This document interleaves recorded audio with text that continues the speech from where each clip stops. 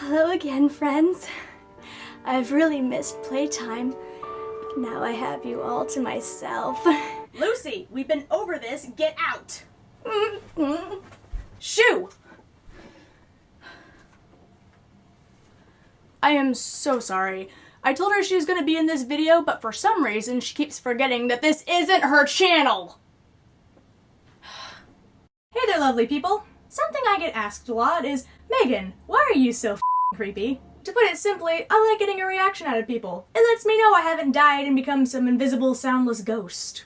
Trust me, my first tactic is to usually try and get them to laugh, but if that doesn't work, then this face is almost just as good. So if you're like me and like getting this reaction out of people, but don't know how to get started, then keep watching. If that isn't your cup of tea, then you should also keep watching because I worked really hard on this. One disclaimer before I begin, if you actually use any of these tips and get into any actual trouble, then congrats! Let me know how that works out for you. Also know that you're on your own and I can't be held liable for any of your poor decisions. This video is for entertainment purposes only, and any legal trouble you may get into is, and I quote, your own damn fault. Got all that?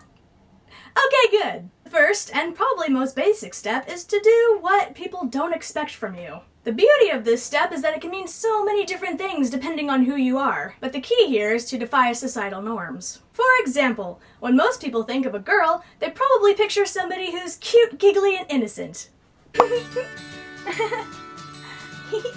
the key here is to distort this expectation, but not so much that it becomes unrecognizable.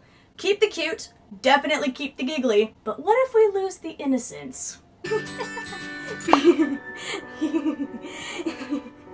And there you have it. But what if I'm not a little girl, you may ask? Simple. Just do what people don't expect of you as a person. Are you normally someone with a bubbly personality?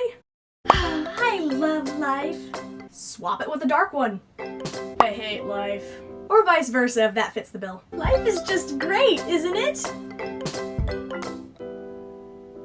Dude, are you feeling okay? Cause you're kinda starting to creep me out. Moving on to some more specific examples of how to be creepy.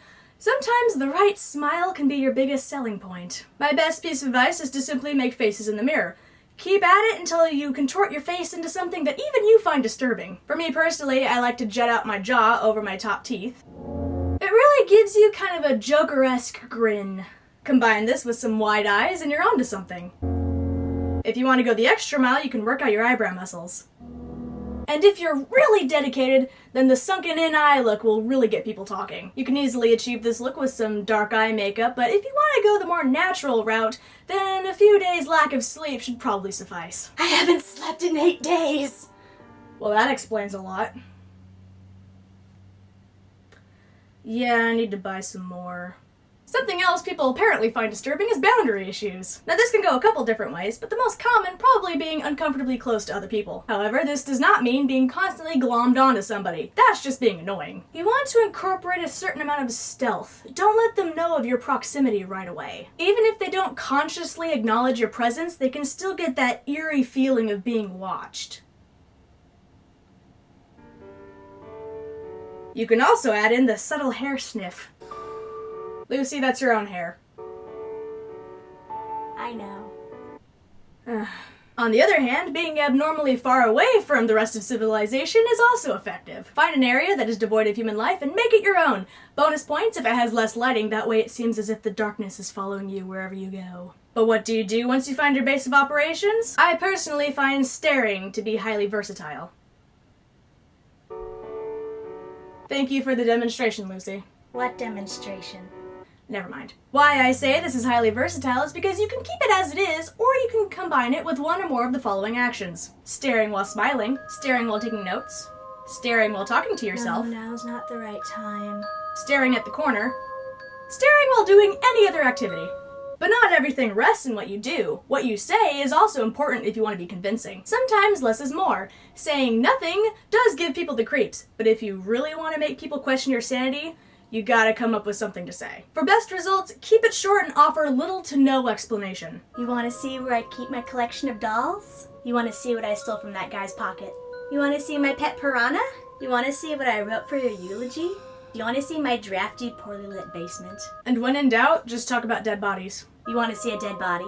And if they ask questions, deny everything. Why on earth do you keep talking about dead bodies? Dead bodies? I don't recall saying anything on the subject, but if you know where any are, I'm all ears. Finally, and probably most importantly, stay in character. Simply put, if you want to convince people, you have to be convincing. I know.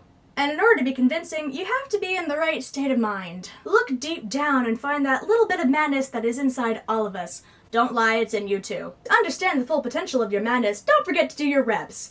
Revel in it, embrace it, and project it. Follow these steps, and before you know it, you'll be like these lovely people.